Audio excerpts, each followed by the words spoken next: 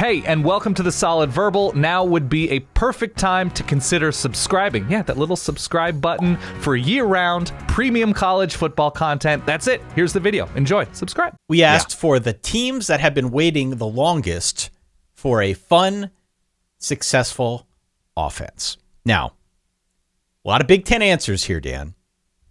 A lot of unironic Big Ten answers. I get it. Iowa seemed to be the universal answer, though. And we got Wisconsin and like teams like Illinois, Northwestern, what have you. But Iowa was nearly unanimous. I know you did the medium to deep dive.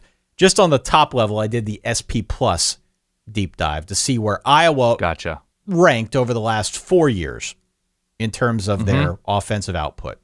Last year, 94th. The year prior, the COVID year, 45th. The year before that, 54th. The year before that, 45th. So relatively consistent in that slightly above to average range for the Iowa offense. I feel like it's felt worse than that over the years. Sure. Certainly last year it was. I think what makes it worse is the fact that by comparison, the defense is so good. The defense is very good. Last year, 5th. The year before that, 2nd. The year before that, 6th. The year before that, 18th. There has been that disparity for the last 4 years, and I'm sure it extends far beyond that, that really accentuates the fact that this offense has been not pulling its weight. So I define successful as top 40. It's an arbitrary number, but that's a fun number because of the, I guess, allusion to music, whatever. A top 40 offense generally means that you're successful on some level, and there are going to be games where you really pop, maybe a couple of down moments. But in Iowa's case, with how often that they've found and developed successful offensive linemen, successful tight ends, George Kittle, TJ Hawkinson, Noah Fant, like actual game changers, some receivers who have popped. Remember ISM had a moment for Iowa, but that Iowa has not been able to get it together on offense with the defense that they're usually able to put out. I think that qualifies them uniquely. If you are longing for the better days of Greg Davis, you fall into this category. If you're longing for that, if you're like, well, CJ Beathard, honestly, if that's where you are as a fan base, if you're like, Jake Rudock was sensational, that's tough. That's a tough beat. So their blip was in 2015 when they go undefeated during the regular season. Then, of course, losing the Big Ten championship game, and I believe in the bowl game, they finished 12-2. So that was 2015. That was George Kittle getting one reception a game. In retrospect, not ideal to not base your offense around a talent like that. And Greg Davis retired after the following season. So 2021 was 104th. I looked at points per drive because that was just sort of a results-oriented metric to me that adjusted for pace. Because Iowa is one of those teams, you can play slowly and succeed as a per-drive metric. But Iowa just has not. So Iowa was that standout for our listeners, and that's what I discovered looking back. The last time they had a top 40 offense was now a decade plus ago, 2011. Yeah, and now they've got Brian Ferentz at the helm, Dan. Brian Ferentz, he of noted quarterback fame at Iowa, some of those names that you mentioned. Going to be running the offense. We got as many answers for Iowa on the third question that we're going to ask here about waiting for a legitimate quarterback as we did for this question. So if you're wondering, hey, maybe Brian Ferentz could be the answer. I don't know about that. The teams that have been waiting the longest for a competent, disruptive defense are, now, got a lot of Big 12 answers here.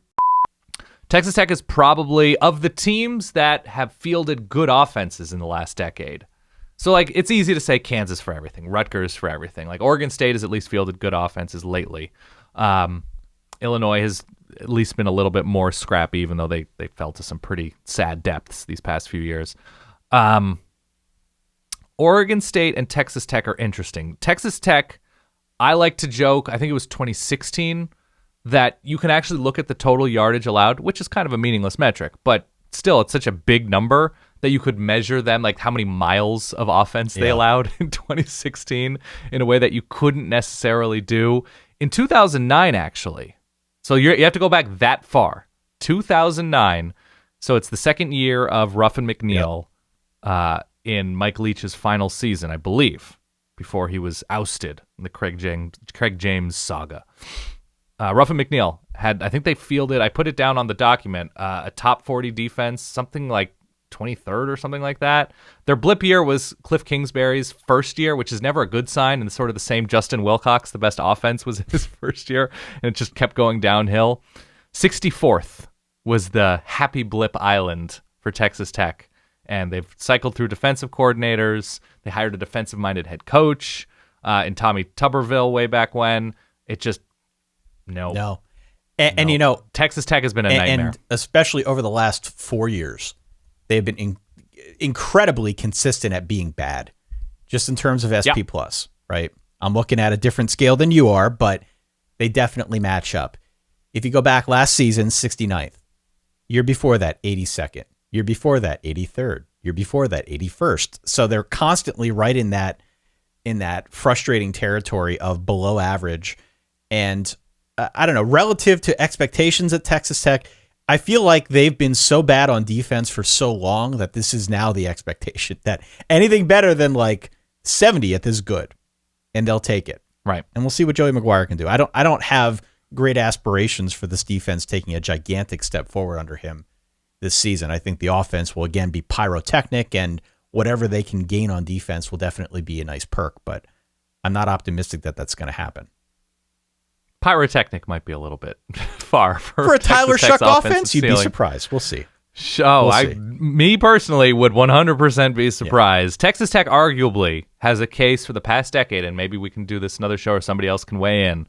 The half team of the decade. Yeah. The team who has so consistently fielded successful offenses or defenses and have the other side of the field be so decidedly unsuccessful. You go back to the Patrick Mahomes. I think they were number 4 his final year offensively in terms of points per drive, and like 123rd on defense. So the biggest distance, the biggest gulf between successful sides of the ball. You can look at Mizzou, Northwestern. There's a number of quality candidates here, but Texas Tech, especially under Cliff, really, really drove that. I love the idea of opening up a pack of Topps cards and pulling out a holographic Texas Tech half team of the decade card.